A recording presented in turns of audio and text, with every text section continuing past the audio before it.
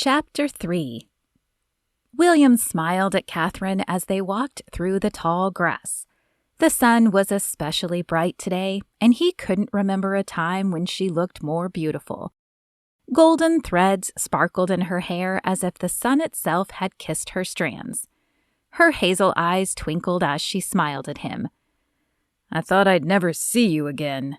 He took her hand, her perfect porcelain dainty hand, relishing the soft touch of her skin against his. "I'm always here watching you." Catherine tilted her head to the left as she gazed at him. "But you have to move on, William." "Move on?" His brows knit together as a cold feeling erupted in his stomach. "It's not your time yet." Her soft and soothing voice calmed his nerves, as did the hand she placed on his cheek.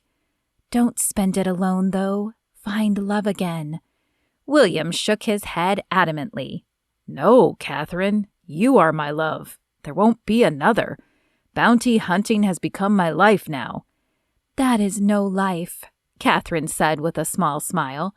"You need to live, and you need to open your eyes." As the words left her mouth, the sun grew brighter and the green grass faded away. Catherine slipped backwards out of his touch. William stretched out his hand for her, but she was always just out of his reach, until she too disappeared. He awoke with a gasp and a stinging pain descended. The throbbing in his neck was so pronounced he felt as if he could see the beat of it in his head, and there was a stiffness where his neck met his shoulder, keeping him from being able to move his head. The wood planks he could see were unfamiliar to him, and his hand felt instinctively for his gun, but came up empty. "Easy now," a female voice said, and a pretty face entered his view.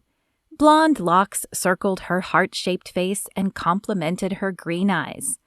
"You were shot, and my father isn't sure he got all the shards out. You need to stay still and let your wound heal. There may still be fragments close to your neck." "Shot?" The previous night flashed into William's mind, and he jerked again, trying to sit up.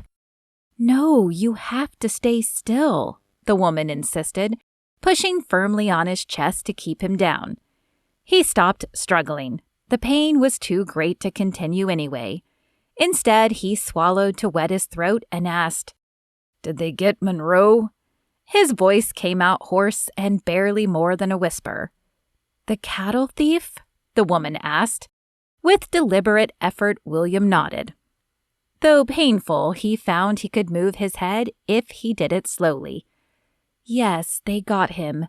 Nellie, too. It turns out she is his cousin." With a small sigh, William relaxed against the pillow. At least his mark hadn't escaped, though he probably wouldn't get the full bounty for him, since local law enforcement had been forced to step in. "I'm Mrs. Stewart," the woman continued, "and my father is Doc Moore. We're going to be taking care of you while you heal. Do you have any family we should notify?" William moved his head the little he could. The only family he had was the rapidly fading memory of the dream of Catherine. "Oh, I'm sorry to hear that." Mrs. Stewart's face clouded with sympathy. "Well, rest for now. I'll be with you all day, so just ring this if you need me." She held up a little silver bell for him to see and then placed it in his right hand, folding his hand around the bell. William started at the feel of her touch on his bare hand. How long had it been since a woman's gentle touch had affected him? Too quickly, the warmth of her hand left his, and he was left alone with his thoughts. He wasn't generally the worrying type, but what if this injury halted his career? What would he do then? There was nothing for him back in Barefoot Glen anymore. It was one reason he had accepted the bounty hunter proposition. He had loved serving as a deputy, but after Catherine had been killed by a stray bullet during his watch, life had lost its meaning. At least the money from collecting bounties filled part of the void in his heart. But if this injury kept him from performing his duties, he didn't know what he would do.